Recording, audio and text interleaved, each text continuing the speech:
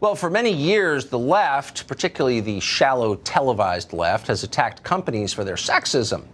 Especially in tech, they have told us about a pay gap. Women, they tell us, are paid less than men for no reason other than bigotry, sexism. Well, these attacks are the reason tech companies are in part so vocally left-wing. It's why James Damore at Google had to be fired immediately for expressing his opinions. At Google, leaders decided to do an internal investigation on the question of the pay gap. They reviewed every employee's job, every employee's performance to see if there was sexism lurking in the hearts of their employees and reflected in their paychecks. And it turns out there was sexism. They found quite a bit of it. There were thousands of people being paid less than colleagues doing the same work. But in a twist, most of these employees were in fact men. Google and the New York Times were apparently shocked by this finding, but why would they be? It's exactly what you would expect. The press has spent years attacking one sex as naturally bigoted and demanding the other be hired more, paid more, prioritized more. And thanks to those calls, guess what they were? So maybe the best way to achieve fairness is to advocate for fairness, but that has never occurred to anyone in Washington. They're too dumb.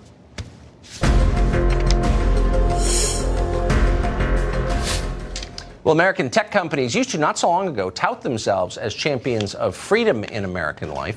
Now tech has replaced government as the leading vector of censorship. Google employees have been caught discussing how to manipulate search results to promote their views on immigration, among other things. Facebook has clamped down on conservative-friendly news stories. Almost every tech company increasingly is willing to use its censorship powers to shape what you see in order to benefit their political agenda. Raheem Kassam is the new global editor-in-chief of HumanEvents.com, and we're happy to have him come tonight. Raheem, thanks very much. Thank you. Do you think it's fair to say that the tech sector has replaced government as the main censorship threat that we face? Yeah, I mean, it's become absolutely abhorrent. And it's not just abhorrent because these are very successful corporate entities that are, putting their power up against not just the American people, by the way. You can probably hear from my accent. I'm not from here. They're doing it in the United Kingdom, doing it all across Europe, and indeed all around the world.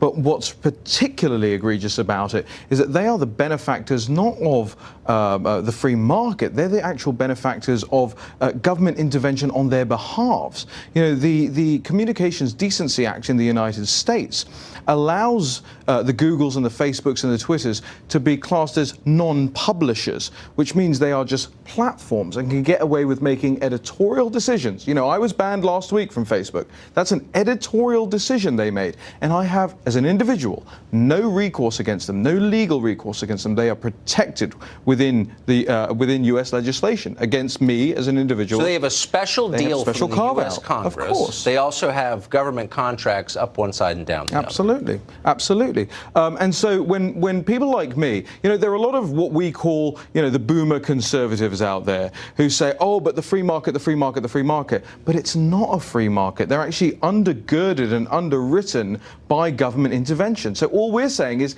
take that away, let us be able to sue them if we want to, and let's hear it out in the courts. So what is the counter argument, and why haven't Republicans, whose job it is to protect their own voters, I don't know if anyone's told them that, why haven't they moved to strip the tech companies of this artificial protection they enjoy? And even more so, it's not just about protecting their own voters, it's about protecting everyone, well, right? It's about protecting the First Amendment for everyone. And actually, you're starting to see in the United Kingdom, because you know we have this hard left loony Labour Party with Jeremy Corbyn in charge, even some of the hard left in the UK are now being kicked off Twitter, and they're starting to concern themselves with free speech all of a sudden. So it's about protecting everyone. And what I don't understand, I mean, somebody who's been very good on this, by the way, in particular, is Donald Trump Jr., right? Yes. And he almost, if you could describe it like this, rode to my rescue when I was banned from Facebook last week and made it a big international story. But it's not about me, and it shouldn't be about like people like me who can get Don Jr. to help me out. Ordinary people use social media to keep in touch with their loved ones, to get pictures of their grandchildren, and there's a big question mark, I think, over especially older people. who use it to keep in touch with people who are being kicked off because they've said something incorrect or they've said something politically incorrect, right?